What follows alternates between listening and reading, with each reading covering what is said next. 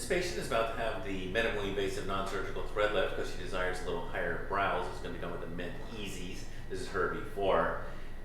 I used tumescent local anesthesia, nearly 50 cc's of 0.5% lidocaine with epinephrine along the entire path of the scalp. We part the hair exactly the path of the needle later, and then we braid the hair that's in front so it doesn't get pulled into the incisions. Prep the scalp and the skin with some Hibiclens. Inject a little more local to the planned exits below the brows, as well as the actual entrances and the connections in the scalp where we're going to pass the Menezes. Then we make 4 1.5 millimeter punch incisions vertically above the planned brow exits, 3 to 5 centimeters behind the hairline. And then we make sure we pull out a little piece of scalp skin that the punch biopsy creates. And then we pass the Menezes from the center of one hole to the center of the other hole.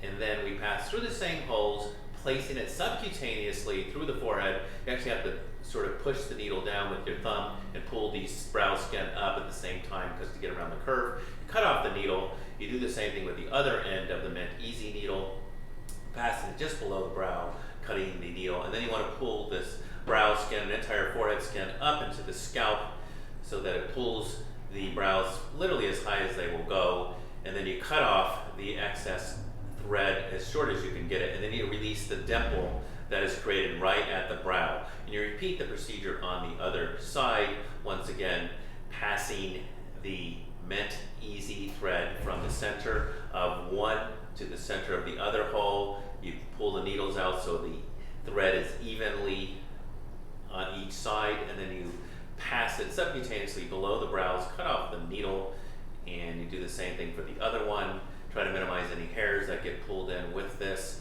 and then you slide the forehead skin up superiorly over the barbs, and then you gotta pull the hairs out of the incisions. And this is immediately afterwards. It is a little swollen for the next 3 hours because of the numbing. The Mint Easies are the only ones I find to actually be able to pull on the brow skin. Here you're seeing her 2 days later. You can easily make the dimples go away with either a little collagen injection or just pulling down on them slightly.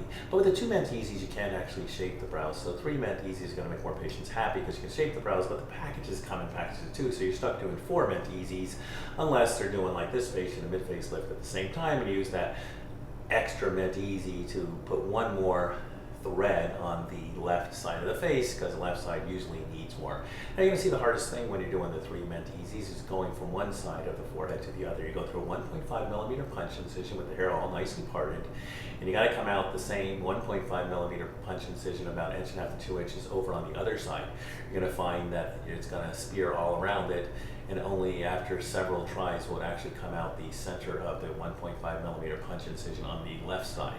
But you keep adjusting it until it finally does come out the center because you don't want it to be stuck in the dermis. You want it to actually come out the center of that hole. And when it finally does and you see it coming out the center of it, you then go ahead and push it all the way through, and then you pull it out on the other side. Then you want to make sure that the thread is even on both sides, and that's where it's going to go subcutaneously. So I'm going to show you on the left. You go in that same hole. You make sure that you don't cut the thread, so pull it over the side.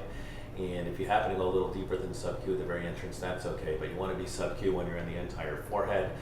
But there's going to be a tendency for it to want to even spear the dermis as you go down, so you want to pull the brow skin away from the face, and you may even want to push down on the needle so that it stays off from spearing the dermis. You do not want to spear the dermis. It will cause some discomfort and be too palpable and visible. But anyway, when you do come out underneath the brow, you pull it through, cut off this needle, and then after you do the other side, you can pull them both tight and do as I showed you on the other ones. Here you're seeing a week later, the brows are initially quite high. They do end up coming down a bit, as you're seeing at 1 month later. This patient needs to have been told right from the start that she also needs an upper lid blepharoplasty, but only after the brow lift is completed. And now this other patient can have her blepharoplasty now that we can see how much skin we can safely remove.